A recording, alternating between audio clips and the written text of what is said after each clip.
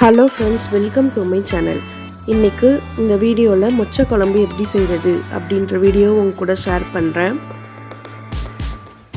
நான் எந்த மாதிரி செய்வேனோ அந்த மாதிரி செஞ்சு காமிச்சிருக்கேன். இப்போ வாங்க வீடியோக்குள்ளே போகலாம். இப்போது பாத்திரம் நல்லா சூடானதும் எண்ணெய் சேர்த்துக்கோங்க. எண்ணெய் நல்லா சூடானதும் கடுகு உளுந்தம் பருப்பு,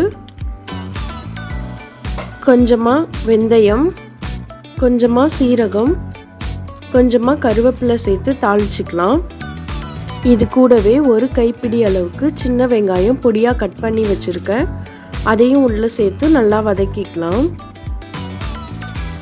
இப்போ வெங்காயம் நல்லா வதங்கிடுச்சு. இதில் மீடியம் சைஸ் அளவுள்ள 2 தக்காளியை பொடியாக கட் பண்ணி சேர்த்துக்கிறேன். கொஞ்சமாக உப்பு சேர்த்து இதை வேக வைக்கலாம்.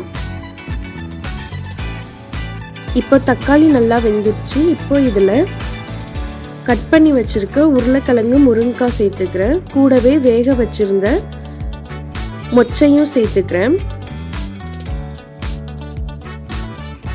இப்போ எல்லாத்தையும் நல்லா மிக்ஸ் பண்ணி விடுங்க. இப்போ தேவையான மசாலா சேர்த்துக்கலாம். நான் 5லேருந்து 6 டீஸ்பூன் அளவுக்கு குழம்பு மசாலா பொடி மட்டும் சேர்த்துருக்கேன். இது கூடவே குழம்புக்கு தேவையான உப்பும் சேர்த்துக்கோங்க. இது கூடவே கொஞ்சமாக புளி கரைசலையும் சேர்த்துக்கோங்க. இப்போ எல்லாத்தையும் சேர்த்து நல்லா மிக்ஸ் பண்ணி விட்டுக்கோங்க.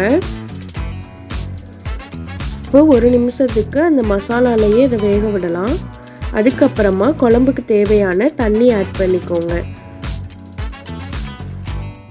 தண்ணி ஆட் பண்ணதுக்கப்புறம் உப்பு காரம் எல்லாம் செக் பண்ணிக்கோங்க. செக் பண்ணிவிட்டு க்ளோஸ் பண்ணி 15லேருந்து 20 நிமிஷம் அதை வேக விடலாம். இப்போ 15 நிமிஷத்துக்கு அப்புறம் ஓப்பன் பண்ணி பார்க்குறேன். ரொம்ப டேஸ்டான மொச்சை குழம்பு ரெடி ஆயிடுச்சு. கொஞ்சமாக இதில் கொத்தமல்லி தழை சேர்த்து இறக்கிக்கோங்க. நீங்களும் இதே மாதிரி ட்ரை பண்ணி பார்த்துட்டு டேஸ்ட் எப்படி இருந்ததுன்னு கமெண்ட்ஸில் சொல்லுங்கள். தேங்க்யூ.